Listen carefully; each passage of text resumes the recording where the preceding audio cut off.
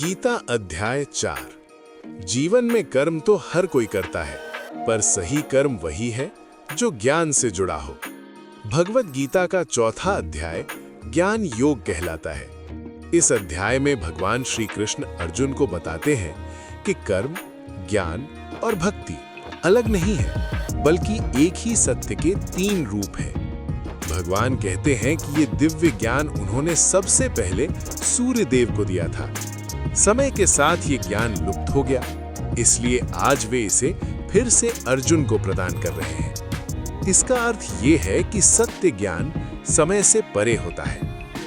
ज्ञान योग का मूल संदेश है ज्ञान योग। कर्म करो, लेकिन फल की आसक्ति छोड़ दो। जो व्यक्ति कर्म करता है लेकिन उसके फल में लिप्त नहीं होता, वो कर्म करते हुए भी बंधन में नहीं पड़ता।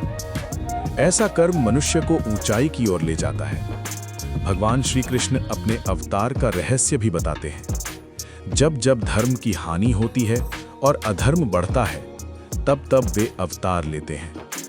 ये अवतार केवल युद्ध के लिए नहीं, बल्कि अज्ञान को नष्ट कर ज्ञान फैलाने के लिए होता है।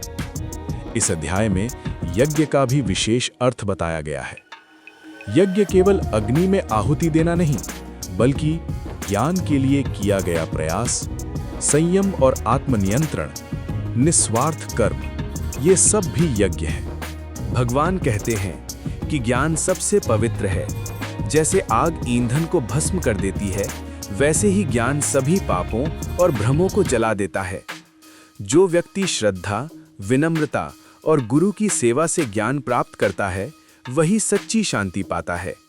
अंत में श्री कृष्ण कहते हैं, संशय, अज्ञान और अश्रद्धा मनुष्य को पतन की ओर ले जाते हैं, लेकिन ज्ञान, विश्वास और आत्मसंयम उसे मोक्ष की ओर ले जाते हैं। यही ज्ञान योग का सार है।